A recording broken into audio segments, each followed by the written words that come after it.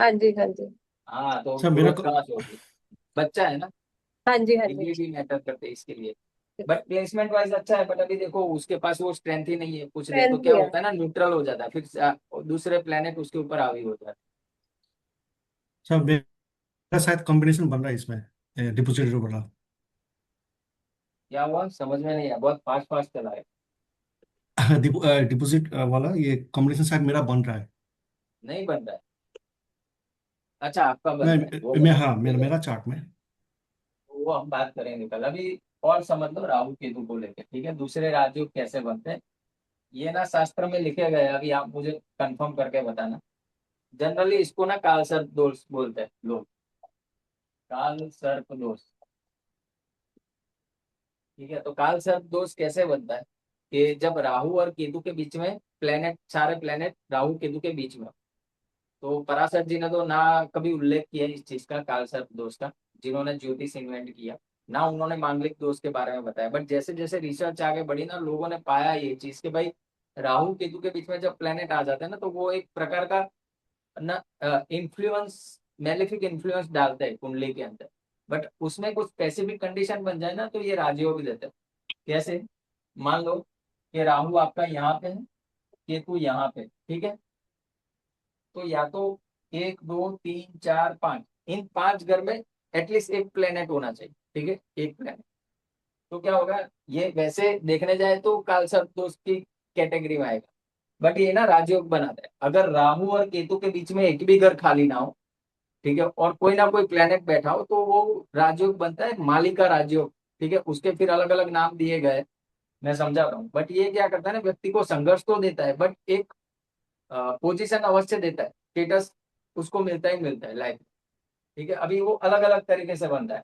लगन में राहु केतु हो, यानी लगन और सप्तम में, और यहाँ बन जाए या इस साइड बन जाए, ठीक है, लेफ्ट हैंड साइड बन जाए या इस साइड बन जाए, कंडीशन एक ही है कि एक भी घर खाली नहीं होना चाहिए, वहां कोई ना कोई प्लेनेट जरूर होना चाहिए। तो ये कुंडली में लग्न मालिका राजयोग बनाता है, ये व्यक्ति को ना एक सम्मानित पद देता है। ठीक है, क्योंकि लगन से बन रहा है ना, तो लोग आपको ना एक ऐसे व्यक्ति की तरह जानेंगे कि भाई ये व्यक्ति कुछ किया है इसने लाइफ। ठीक है, यानी राजयोग यानी पैसा वैसा पद वद सब मिलता है, बट लगन से बन रहा है ना, तो आपको सम्मान मिलेगा, वो अवश्य है। अभी मान लो यहाँ पे नहीं है, ठीक है, यहाँ से बन रहा है राहु केतु यहाँ पे, सारे प्लेनेट एक दो तीन चार पांच यहाँ आ जाए, या तो फिर इस साइड आ जाए। समझ रहे हो ना मैं जो कहना चाह रहा हूँ आप लोगों को? कंडीशन एक ही है कि एक भी घर खाली नहीं होना चाहिए, ठीक है। तो ये क्या बनाता है ना, विक्रम मालिका राजयोग, यानी ऐसा व्यक्ति आपको साहसी मिलेगा प्लस लीडर मिलेगा। ठीक है, एक बड़ी पैमाने में लोगों को लीड करता हुआ आपको दिखाई देगा ये व्यक्ति, जिसका Rahu third house, Ketu ninth house. ठीक है, तो ये बनाता है विक्रम मालिका राजयोग। उसी हिसाब से राहु फोर्थ हाउस में हो, केतु यहाँ हो, तो यहाँ से लेके यहाँ बने, या फिर यहाँ से लेके यहाँ बने, तो ये सुख मालिका राजयोग है। ऐसा व्यक्ति सुखी होता है, सुख संपन्न होता है, लग्जरी होती है उसके पास। मान लो राहु फिफ्थ हाउस में है, केतु यहाँ पे है, इस साइड कोई प्लेनेट नहीं है, इस साइड सारे प्लेनेट है, हर एक घर में एटलीस्ट एक प्लेनेट तो है। तो ये बनाता है पुत्र मालिका राजयोग। ठीक है, तो अलग अलग नाम है इस हिसाब से। मान लो अभी छठे और 12वें घर का कोई उल्लेख नहीं, बट यहाँ पे है, अगर 7वें घर में राहु है, केतु यहाँ पे, सारे प्लेनेट इधर आ जाए या सारे प्लेनेट इधर आ जाए, तो यहाँ से भी एक राजयोग बनता है। फिर आता है नाइन्थ हाउस, यहाँ पे राहु हो, यहाँ पे केतु, अब सारे प्लेनेट इस साइड आ जाए, सारे प्लेनेट इस साइड आ जाए, एक भी घर खाली नहीं होना चाहिए, कोई ना कोई एक प्लेनेट होना चाहिए। ठीक है, तो ये धर्म मालिका राजयोग बनाता है। उसी हिसाब से टेंथ हाउस और fourth house, tenth house Rahu, fourth house Ketu, तो वो कर्म मालिका राजयोग बनेगा। Eleventh house Rahu, fifth house Ketu, सारे प्लेनेट इस साइड हो या इस साइड हो, कंडीशन वही है, एक भी घर खाली नहीं होना चाहिए, कोई ना कोई प्लेनेट होना चाहिए, तो वो बनाता है लाभ मालिका राजयोग। ठीक है, और यहाँ पे भी 12वें घर में राहु हो, केतु यहाँ हो, प्लेनेट सारे इधर हो या फिर इधर, तो वो भी एक मालिका राजयोग बनाते हैं। ठीक है, अभी इसका रीजन क्या है, मेन रीजन क्यों ये राजयोग की श्रेणी में क्यों डाला गया है, पता है आप लोगों को? जितने कुंडली के हाउस है ना, मान लो कुंडली के अंदर 12 भाव है, तो 12 भाव में से अगर 7 8 भाव भी जागृत है, जागृत यानी एक्टिव, तो आप समझ लो वो कुंडली जिंदा है, जिंदा है यानी वो व्यक्ति कुछ ना कुछ करेगा उसकी लाइफ में और एक मान सम्मान पाएगा। तो जागृत घर जागृत कब होता है, या तो कोई प्लेनेट वहां पे बैठा हो, या तो किसी प्लेनेट की उस घर में दृष्टि जा रही है। वही दो मेन पॉइंट है, अगर ये दो है तो उस घर को हम एक्टिव गिनेंगे। ठीक है, ये मैं ओवरऑल टर्म पे बात कर रहा हूँ, जब डिटेलिंग करेंगे तो अलग बात है, बट इसको राजयोग की श्रेणी में क्यों डाला गया उसकी मैं अभी बात कर रहा हूँ आप। ठीक है, तो जब ये इस तरफ सारे प्लेनेट आ जाएंगे तो समझो एक सेवंथ एस्पेक्ट तो सामने जाएगा कि नहीं जाएगा। तो क्या होगा, कुंडली के 12 बाहु एक्टिव है ना। ठीक है, इसलिए इसको राजयोग की श्रेणी में डाला गया। समझे आप। Sir, I have sent one Khalsa Kundli.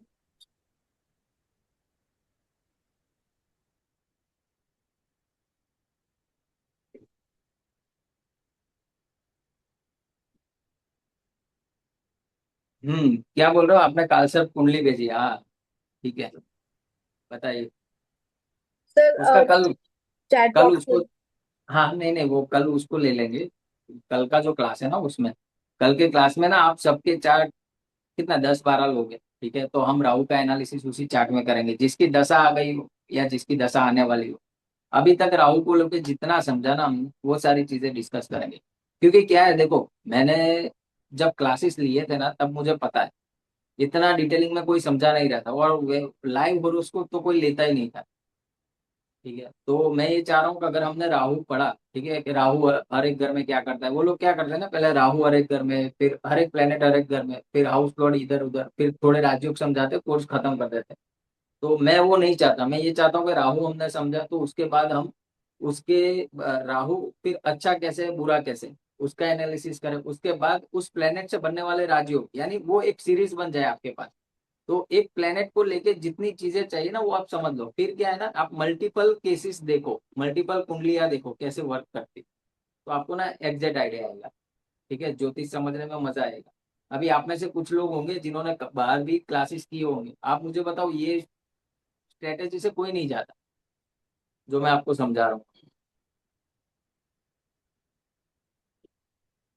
अभी है अपने पास 20 मिनट, बताओ आप लोगों को कोई क्वेश्चन।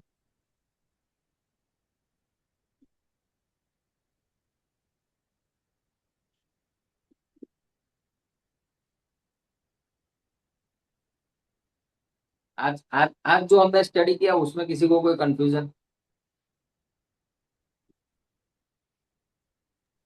नहीं सर। अरे ऐसे कैसे नहीं है, कोई तो बोलो कुछ। रवीना जी को तो होगा ही होगा। Totally confused, sir. तो आप पढ़ोगे नहीं तो क्या होगा, फिर कंफ्यूज ही होंगे ना। कितनी मेहनत करता हूँ मैं, आप लोग फिर रिवीजन नहीं करोगे कैसे होगा बताओ। समझोगे sir, कैसे फिर आप कि भाई प्लेनेट कुंडली में कैसे काम करता है। पर इतनी CC sir. चीजें याद कैसे होगी? क्या हुआ। How to remember so many things?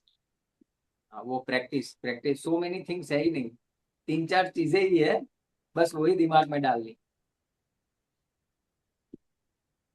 हम्म. ज्यादा कुछ है ही नहीं। ठीक है, 12 घर है, 12 राशि है, 9 ग्रह है, उससे ज्यादा कोई है ही नहीं। हमने पढ़ाई में तो कितने सब्जेक्ट्स पढ़े, कितने चैप्टर्स क्लियर किए, ये तो बहुत छोटी चीज है। क्योंकि ये बेसिक अगर पता होगा ना तभी आप प्रिडिक्शन कर पाओगे, बाकी तो कैसे फिर प्रिडिक्शन होगा। ठीक है, आप वो जो करो स्टडी आप एक अपना, हाँ वो जो बोलिए। पॉइंट था आपने कहा कि मंगल उसको देख रहा है लेकिन वो उसको नहीं देख रहा है, वो मैं नहीं समझ पाई दैट पॉइंट. हाँ, क्योंकि क्या है देखो, मंगल मंगल के कितने एस्पेक्ट है, 3 एस्पेक्ट है। मंगल जहाँ बैठा है वहां से चौथे घर में, 7वें घर में और 8वें घर में देख सकता है। बट शुक्र की सिर्फ एक ही दृष्टि है, वो सिर्फ सामने देखेगा, यानी शुक्र अगर 12वें घर में बैठा है तो वो छठे घर को ही देख पाएगा, छठे घर में जो प्लेनेट है उसको ही देख पाएगा। ओ. बट उस केस में क्या था, मंगल 9th हाउस में बैठा था, वहां से अब अगर आप 9th हाउस से 4th एस्पेक्ट गिनोगे तो 12वें घर में आएगा। तो मंगल तो शुक्र को देख रहा है, बट शुक्र मंगल को नहीं देख रहा है ना, तो वो फिर वो राजयोग नहीं गिना जाएगा। कहने का मतलब ओके. ये था। ठीक है, तो तो ये आपको वो बस, पॉइंट कौन किसको देख रहा है वो कैसे पता चले? अभी उसका भी लिस्ट होता है? हाँ चार्ट है वो चार्ट है। आगे के क्लास में पूरा कवर किया ना दृष्टि, हम्म. देख लो आप, उसमें है, मैंने बताया। देखो 3 प्लेनेट की एक्सेसिव दृष्टि होती है, 7वीं दृष्टि तो हर एक प्लेनेट की होती है। ठीक है, आपको सिर्फ 3 प्लेनेट याद रखने हैं, मंगल गुरु और शनि। मंगल की दृष्टि होती है 4th 7th और 8th, 7वीं तो होती है, 4थी और 8वीं दृष्टि मंगल की होती है। अभी वो दृष्टि क्यों दी मंगल को, कि जो प्रॉपर्टी है ना हमारी वो मंगल से रिलेटेड, इसके लिए मंगल को 4थी दृष्टि दी है। और 8वीं दृष्टि क्यों दी, क्योंकि जो एक्सीडेंट का कारक है ना वो भी मंगल है, इसके लिए उसको 8वीं दृष्टि दी। शनि के केस में क्या है, उसको 3 7 10, 7वीं तो कॉमन है। 3 क्यों दी, क्योंकि थर्ड हाउस क्या है, हार्डवर्क का है, और शनि से हार्डवर्क देखा जाता है, इसीलिए शनि को थर्ड एस्पेक्ट दिया गया। और 10th एस्पेक्ट क्यों दिया गया, क्योंकि हमारा जो कर्म है, काल पुरुष की कुंडली में अगर कर्म का प्रोफेशन देखो तो वो 10वां घर है, 10वें घर से कर्म देखा जाता है, इसीलिए शनि को 10वीं दृष्टि दी है, यानी कंसीडर करते हैं। और गुरु को 5 7 9, ठीक है, उसमें एक्सेप्शनल दृष्टि कौन सी है, 5th एस्पेक्ट 9th एस्पेक्ट, क्योंकि वो धर्म त्रिकोण है ना, देखो हमारी बुद्धि है, ठीक है, यानी आप ऐसे भी समझ सकते हो कि कुंडली के अंदर संतान का कारक और भाग्य का कारक गुरु है, इसके लिए गुरु को 5वीं और 9वीं दृष्टि मिली। हम्म। तो ये क्या ना थोड़ा याद रखना पड़ेगा। ओके। और सर जो वो आप पूछ रहे थे हमनी डिग्रीज, वो उसमें दिखती है, like you can see it in your कुंडली, राइट? आप जब कुंडली देखोगे ना तो प्लेनेट के ऊपर ही कुछ नंबर लिखे होंगे, ओके। तो अगर 0 से 6 दिखे या 24 से 30 दिखे तो समझ लो वो प्लेनेट 25% ही एक्ट करेगा आपकी या। कुंडली के अंदर, ठीक है। हम्म। अगर हाँ हाँ, अगर 6 से 12 है तो वो 50% एक्ट करेगा, पचास हम्म। परसेंट उसकी जो स्ट्रेंथ है उस हिसाब से, यानी क्या है, प्लेनेट जहाँ बैठा है वो, और वो प्लेनेट जिन जिन हाउस का मालिक है वहां से आपको 50% ही रिजल्ट मिलेगा, ज्यादा रिजल्ट नहीं मिलेगा। तो डिग्री मेजर रोल प्ले करती है, और वो भी कंजंक्शन में तो बहुत ज्यादा। मान लो एक हाउस में 2 प्लेनेट बैठे, बट वो 2 प्लेनेट के बीच में अगर डिग्री 8 डिग्री से ज्यादा है ना, तो वो फिर वो युति नहीं गिनी जाती, पराशरी, ठीक है। वो फिर जब जिसकी दशा आएगी वो एक्ट करेगा, वो कंजंक्शन जैसे एक्ट नहीं करेगा कुंडली के अंदर। हम्म। और जैसे अभी आपने इतने योग बताए, मतलब गज केसरी योग और राजयोग में क्या फर्क है? गज केसरी योग राजयोग में ही फॉल होता है, ठीक है। There are okay. टर्म्स है ये पराशरी ज्योतिष के, एक राजयोग टर्म है, बट राजयोग अगर आप देखने जाओ ना तो करीबन 300 योग बनते हैं, 300 अलग अलग तरीके से, और वो योग भंग भी होते हैं। बट मेजर जो योग है वो हम सीखेंगे, और वो 300 योग का भी मैं कुछ करूंगा कि आप लोगों को वो मिल जाए, कैसे करना है, क्या देखना है, वो हम डिस्कस करते रहेंगे। अभी तो लाइफ टाइम साथ में ही तो हर एक योग पढ़ाऊंगा आपको। बट इस कोर्स को लेके ना राजयोग होते हैं कुछ, कुछ धन योग होते हैं, प्रोमिनेंटली कब कुंडली में बनते हैं उसके ऊपर बात करेंगे आप। और ये जो हम्म प्लेनेट लेके हम कर रहे हैं ना, तो हर एक प्लेनेट में जैसे सूर्य का आप लेंगे, यानी जब भी सूर्य का लेंगे तो पहले सूर्य को हर 12 घरों में समझेंगे, फिर सूर्य को स्टडी कैसे करना है कुंडली के अंदर, कि भाई वो कब अच्छा एक्ट करेगा, कब बुरा एक्ट करेगा, और सूर्य से बनने वाले राजयोग। तो इस सीरीज में अपना ये कोर्स चलेगा, तो आपको हर एक प्लेनेट को लेके क्या राजयोग बने वो सारी चीजें आइडिया आ जाए आपको प्रॉपर, और एक चैनल में ठीक। पूरा कोर्स खत्म हो आपका। हम्म। एंड छोटी छोटी बातें हैं जो लाइक ड्यूरिंग राहु जो कहते हैं कि आपका वाटर लीक होगा बाथरूम में, आपके प्लांट्स, मतलब ये सब जो साइंस होते हैं, क्लॉक्स विल स्टॉप, ये सब वो सब मायने देती है राहु के टाइम? हाँ, यानी क्या है ना, अगर राहु खराब है ना कुंडली के अंदर तो आपको सीलन दिखेगी आपके घर के अंदर, ठीक है। हम्म। अगर 8th हाउस में राहु बैठा है, जिसके भी 8th हाउस में राहु हो, तो उसके घर में ना नल का कुछ ना कुछ काम चलता रहेगा, पानी हम्म। टपकता रहेगा। वो सारे साइंस है, सिंबल्स है जो लाल किताब में कहे गए। तो हम्म। इसको, ठीक है, वो स्टडी करने के लिए या किसी को इम्प्रेस करने के लिए हम बोल सकते हैं। मान लो किसी का चार्ट देखा, 8वें घर में राहु है, आपने बोला कि भाई आपके घर में नल बहुत टपकता है, तो वो इम्प्रेस भी हो जाएगा, बट उसका मतलब क्या है, ठीक है। अपने को क्या समझना है कि भाई कैसे एक प्लेनेट एक्ट करता है कुंडली के अंदर, वो ज्यादा इम्पोर्टेंस है उस चीज का, ओके। रेदर देन कि भाई हम इम्प्रेशन वो करें। बट नो डाउट वो ये सारे सिग्नल्स है, आपको वो सिग्नल मिलेंगे कि कुंडली में राहु अच्छा है, बुरा है, कैसा है। बट यही मेथड है राहु केतु को समझने के लिए, ठीक है। नो डाउट ठीक। केतु में भी ये रिपीट होगी, बट इतने डिटेलिंग में नहीं करूंगा, क्योंकि राहु को आपको आइडिया आ गया ना, तो केतु का सेम ही कुछ ज्यादा है नहीं, सिर्फ उसमें भाव डिफरेंस है। बाकी समझना केतु को इसी तरीके से, हम्म। ठीक है। और राहु की दशा में देखो अभी क्या है ना, एक जनरल रेमेडी है, किसी को भी आप दे सकते हो और बहुत अच्छा काम करती है। चांदी का हाथी, अगर कोई फाइनेंशियली स्ट्रांग है तो एक चांदी का हाथी लेना है, और उसको नॉर्थ वेस्ट कॉर्नर में स्टील की कटोरी में पानी में डुबो के रखना है, यानी हाथी के पैर थोड़े बहुत पानी में है उस हिसाब से। बहुत अच्छा काम कर, ये रेमेडी बहुत ही अच्छा नॉर्थ काम वेस्ट। नॉर्थ, बहुत अच्छी है। ठीक है, बाकी आप अगर वो फिर राहु चांदी के, का हाथी ना हो, इट हैज टू बी चांदी का नहीं ओनली। नहीं, हाँ चांदी का ही चाहिए, ओके। चांदी का ही चाहिए। ठीक है, ओके। तो ये बहुत अच्छे से काम करती है रेमेडी। बाकी फिर आप सरस्वती वंदना के लिए बोल सकते हो, सरस्वती माता की आराधना करें या दुर्गा माता की आराधना, जी। कीर्तन भक्ति करे, स्पिरिचुअल प्लेसेस पे जाए, ये सारी चीजें ना राहु को सही कर। क्योंकि राहु क्या है हम्म ना, राहु एनर्जी एब्जॉर्बर है, वो जहां जाएगा ना वैसी एनर्जी एब्जॉर्ब कर लेगा। तो आप अगर मान लो हम्म स्पिरिचुअल प्लेसेस पे जा रहे हो, वहां पे कीर्तन हो रहा है, भजन हो रहा है, तो वो सारी चीजें आपके अंदर आएगी। और आप कोई हम्म ऐसी जगह पे जा रहे हो नेगेटिव जगह पे, तो उसकी एनर्जी लेके आ जाओ। तो राहु के केस में ना पर्टिकुलरली आपको बड़ा अवेयर रहना है कि जब राहु की दशा चले, आप जितना कीर्तन भक्ति में जाओगे ना, आप देखोगे विद इन 15-20 डेज आपकी पर्सनालिटी के अंदर काफी चेंजेस आपको मिलेंगे। ठीक है, ओ एक जो अननोन फियर रहता है ना मन के अंदर, वो चला जाएगा। और हम्म मैक्सिमम कब होता है ना, जब जुपिटर राहु हो, मून राहु हो कंजंक्शन में एक दूसरे के साथ, तभी ये ज्यादा प्रोमिनेंटली एक्ट करता है राहु। ठीक है, तो तब हम्म अपने को ज्यादा ध्यान रखना। अगर अकेला राहु है तो इट्स गुड, बट अगर मून के साथ हो, क्योंकि मून क्या है, मून आपका मनस है, माइंड है। ठीक है, आपका सबकॉन्शियस माइंड है। तो क्या करेगा, आप जिन लोगों के साथ बैठोगे उठोगे ना, उस तरीके से हो जाओ, उनके थॉट्स आपको ऐसे इन्फ्लुएंस। लगेंगे कि हाँ आप उनके ना इमोशनल ट्रॉमा में आ जाओ। यानी वो तो हम्म सही हो जाएगा, बट उसका ट्रॉमा आप लेके घूमोगे। अगर आपके हम्म आपके चार्ट में मून राहु है, तो क्योंकि राहु क्या करता है ना, वो एब्जॉर्ब करता है। वो अब क्या करेगा, सामने वाले के इमोशंस को एब्जॉर्ब करेगा। हम्म कोई मंगल राहु वाला है तो वो क्या करेगा, कोई एंग्जाइटी वाला व्यक्ति होगा, जो इम्पल्सिवनेस एंगर इश्यूज जिसके अंदर होंगे, उसको एब्जॉर्ब ज्यादा कर लेगा।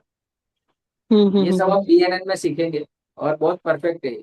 तो राहु के लिए आप ये जो पराशरी में जो कॉन्सेप्ट जितने दिए गए ना सारे, मैंने आपको ये 3 क्लास में समझा दी। अभी इसके ऊपर राहु केतु को लेके कुछ कोई चीज नहीं, इसको 2-3 बार रिवाइंड करके ना पढ़ना, उसके नोट्स बनाना।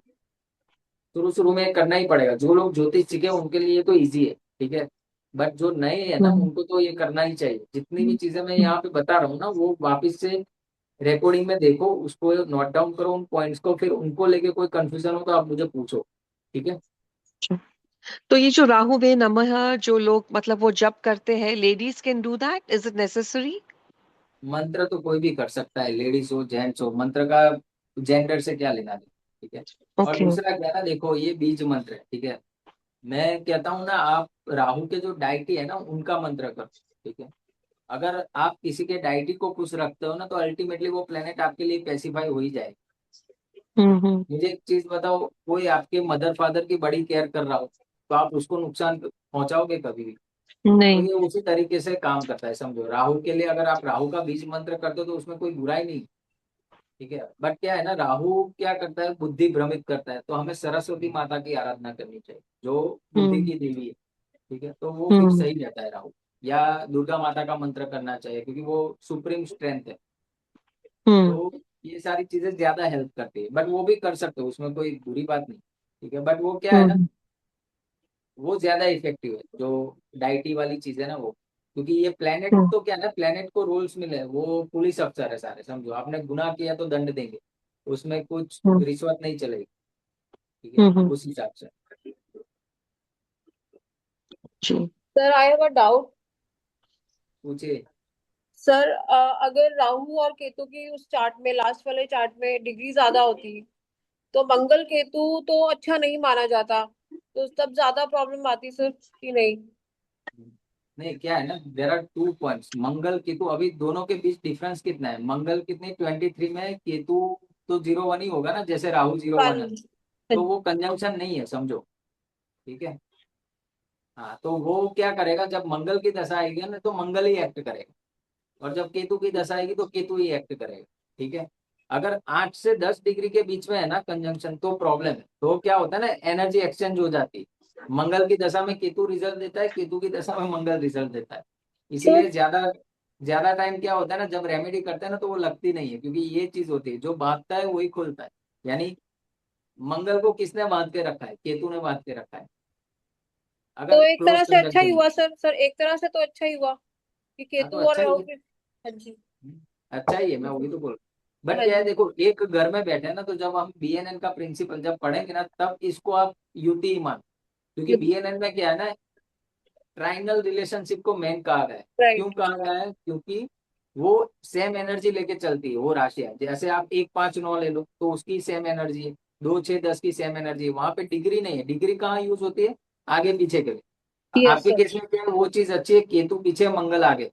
अगर मंगल और केतु, मान लो मंगल 10 डिग्री होता और केतु 12 डिग्री होता ना, तो आपको मैरिड लाइफ में ज्यादा प्रॉब्लम फेस करनी पड़ती। Yes sir. क्योंकि समझ रहे हो, मंगल मार्स क्या है, हस्बैंड का कारक। राइट। किसको मिलने जा रहा है? केतु को मिलने जा रहा है। तो वो क्या करेगा, आपका जो रिलेशनशिप है ना, उसमें डिटैचमेंट लेके आए। और बीएनएन में तो बहुत सारी चीजें कही गई, विनस केतु मार्स केतु को लेके। बट वो नलीफाई भी हो जाती है। अगर आप स्पिरिचुअल प्रोसेस में इंक्लाइंड हो ना, तो बहुत सारी चीजें इजी हो जाती है। जितने डराते हैं ना ये लोग बाहर के, भाई डाइवोर्स होगा, ये होगा, वो होगा, वो दिमाग से निकाल दो। अभी उस प्लेनेट को हमें चैनलाइज कैसे करना है, वो इंपॉर्टेंट है। अगर केतु साथ में, तो केतु के पॉजिटिव ट्रेड्स क्या है, उसको पकड़ लो और करते जाओ। ठीक है, नेगेटिविटी नहीं रखनी है किसी भी चीज को लेके। नो डाउट वो कॉम्प्लिकेटेड ही है, कंजंक्शन मंगल केतु या वीनस केतु शादी को लेके। बट अगर कपल स्पिरिचुअल प्रोसेस में इंक्लाइंड है ना, तो ज्यादा प्रॉब्लम नहीं आती। या तो फिर डॉक्टर हो, ठीक है, लाइफ पार्टनर डॉक्टर हो, सर्जन हो, या केतु रिलेटेड काम करता हो। मान लो सॉफ्टवेयर इंजीनियर है, कोडिंग का काम कर रहा है, तो वो भी केतु में आएगा। पतली चीजें जितनी भी होती है ना, जैसे राइट। पाइपिंग का काम, वायरिंग का काम आ गया। इवन अगर आपको एक्सपीरियंस करना हो ना, तो टेलरिंग भी आप कर सकते हो। टेलरिंग, उसके भी क्लासेस चलते हैं ना आजकल, सिलाई बुनाई के, वो भी केतु यस है। सर। तो वो भी यस। हेल्प करेगा रिलेशनशिप को इम्प्रूव करने के लिए। और सर राहु 9th राशि में और 6th हाउस में अच्छा माना जाता है? अगर 6th हाउस हाउस में। वाइज नहीं, हाउस वाइज को अच्छा है, बट 9 नंबर की राशि में ना वो डेबिलिटेड है, उसका धर्म से कोई वास्ता नहीं है राहु का। ठीक है, बट अकेला बैठा है, 6th हाउस में है, ओके। तो हाउस हाउस वाइज तो इट इज गुड। अभी क्या है ना, अभी उसको ना कोई ऐसा गुरु चाहिए। अगर अच्छा गुरु मिल जाता है उसको, तो वो राहु अच्छे से काम करेगा। यानी जिसके भी 9th राशि में राहु है, और अगर वो किसी गुरु को फॉलो कर रहा है, तो 100% वो राहु उसको अच्छा रिजल्ट देगा। और अगर सर नव नवतारा में, मतलब मैं थोड़ा आगे जा रही हूँ, नवतारा में वो अति मित्र प्लैनेट है राहु, तो फिर अच्छा ही मानेंगे? हाँ अच्छा मानेंगे, बट उसमें क्या है ना, देखो उसमें 3 4 चीजें हैं। अभी जो नवतारा को यूज कर रहे हैं ना, there are lot of contradiction. लोग उसको मुहूर्त के लिए ज्यादा यूज करते हैं, कोई मुहूर्त हो उसके लिए। जब महादशा यानी अपना प्लेनेट की दशा का जब आता है ना, तब उसमें वो कुछ अलग तरीके से रोल प्ले करता है। अभी के लिए मैं ज्यादा नहीं बताऊंगा, क्योंकि अभी बिगिनर क्लासेस ही चल रहे हैं। बट आप मान लो, अगर आपका 9th लॉर्ड, कुंडली का सबसे अच्छा लॉर्ड है 9th लॉर्ड, अगर वो विपत तारा या प्रत्यरि तारा में आ जाता है, या वध तारा में आ जाता है, तो क्या हम ये कहेंगे कि भाई वो कुंडली में अच्छा काम नहीं करेगा? Okay sir. दोनों चीजें एप्लीकेबल होगी। क्या होगा, 9th लॉर्ड की दशा में वो व्यक्ति राइज तो करेगा, बट अगर वो प्रत्यरि तारा में आ रहा है, या वध तारा में आ रहा है, या फिर विपत तारा में आ रहा है, तो वो व्यक्ति विपत्तियों के साथ आगे बढ़ेगा।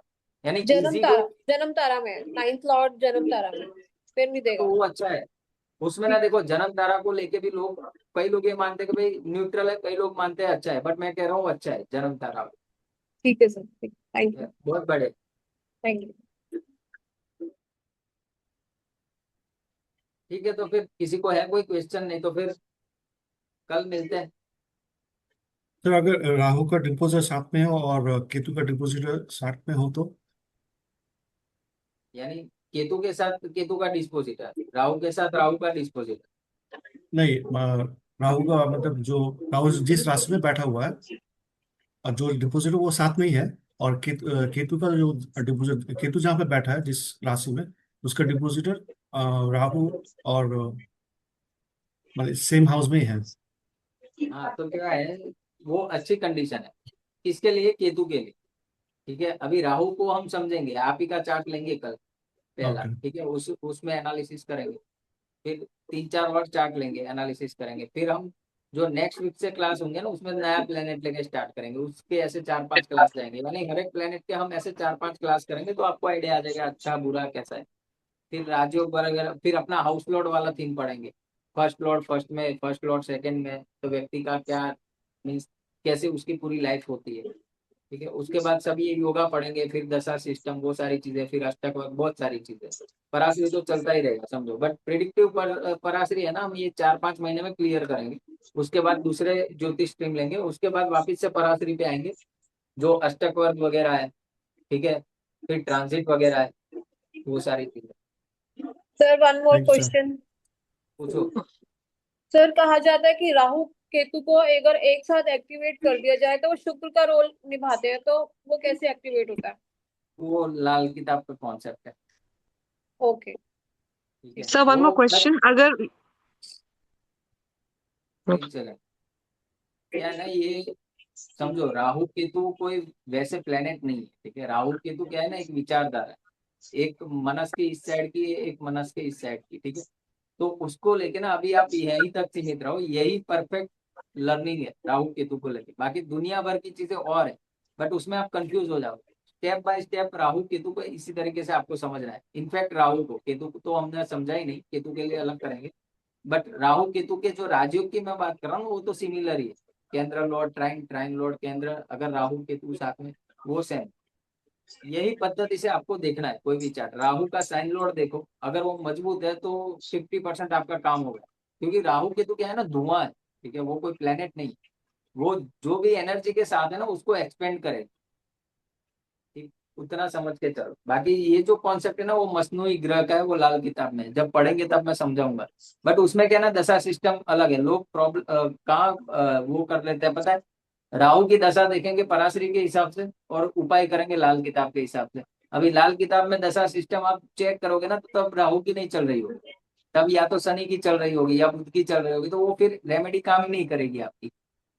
हम्म। ठीक है, दशा भी देखनी पड़ेगी ना। अगर राहु की दशा आप देख रहे हो लाल किताब से, और राहु की रेमेडी कर रहे हो, तो वो लगेगी। यहाँ पे ना प्रॉब्लम हो जाती है। हम्म। आप बोल रहे थे कुछ रविनाथ? नहीं, वो जो आपने बोला एलिफेंट अगर सिल्वर में ना हो, गणपति सिल्वर में हो, वो चलेगा? वो भी तो नहीं नहीं एलिफेंट नहीं, है। एलिफेंट ही,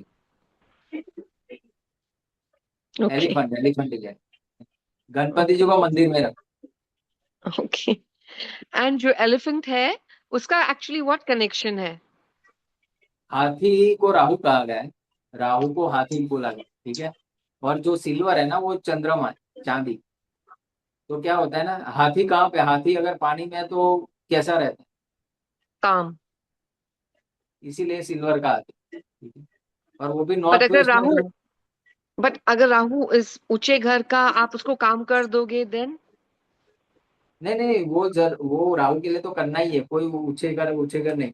ये करना ही है, अच्छा है बुरा है आप रख दो लाके। अच्छा। वो अच्छा है तो अच्छा है, और अच्छा काम करेगा। सर मेरी राहु की दशा चल रही है तो मैं रख सकती हूँ ये? हाँ, 100% लाके रख दो। वैसे ही पुरुषोत्तम मास मिनिमम चल हाउ रहा है, मेनी अच्छा है। ग्राम्स? हाँ, हाउ मेनी ग्राम्स? 55 to 60। और वो वाओ। नट, वो चाहिए हाँ, एकदम ठोस ठोस चांदी का नकुर। ओ। ये- वो ऐसा नहीं कि भाई लकड़ी में बनाया उसको चांदी का वर्क लगाया, वैसा मत ले। नटुर ले, नकुर एकदम। सो 55 to 60 ग्राम्स कहाँ पे मिलेगा सर? अमेजोन? ज्वेलर के वहां मिल जाएगा, अमेजोन पे मत जाओ। क्योंकि वहां पे असली मिले नकली मिले क्या पता। आपका जो जान पहचान वाला ज्वेलर हो ना, उससे बनवाओ ये अच्छा। परफेक्ट। सर जो उसका मिनिमम बेस। 60? सॉरी, हाँ, 50। 50 और बताइए, 60 ग्राम्स सर? दोनों के बीच में चलेगा। ओके। और सर जो उसका बेस है वो कौन सा होना चाहिए इसके ऊपर? पूरा चांदी का ही बनेगा ना, बेस का तो कहाँ आएगा। चांदी का हाथी ही लेना है पूरा ठोस। उसको स्टील की कटोरी में रख, थोड़ा सा पानी रख के। ठीक है। अभी जो मेरे डायरेक्शन नॉर्थ वेस्ट। हाँ, नॉर्थ वेस्ट में। डायरेक्शन कौन सा sir? North north west. West, north west. और जब तक ये हाथी ना आ जाए ना, तब तक जिसकी भी राहु की दशा चल रही हो, वो किचन में बैठ के खाना खाए। किचन क्या है, मंगल है, मंगल।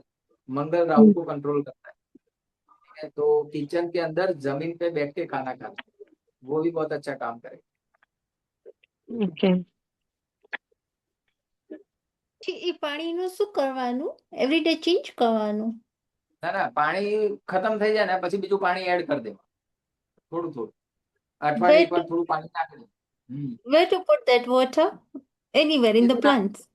પણ એ જે પાણી છે ને પાણી જે આપણે નાખ્યું છે ને એ શોષાઈ જશે એ રહેશે નહીં એમાં એ તમે અઠવાડિયા પછી જોશો ને તો ત્યાં પાણી નહીં હોય ફરી આપણે થોડું પાણી રેડી પગ પલાળ દેવા હાથે Thanks. બરોબર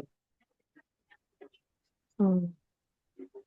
okay any more question Thank you, sir. No, sir. Thank you so much.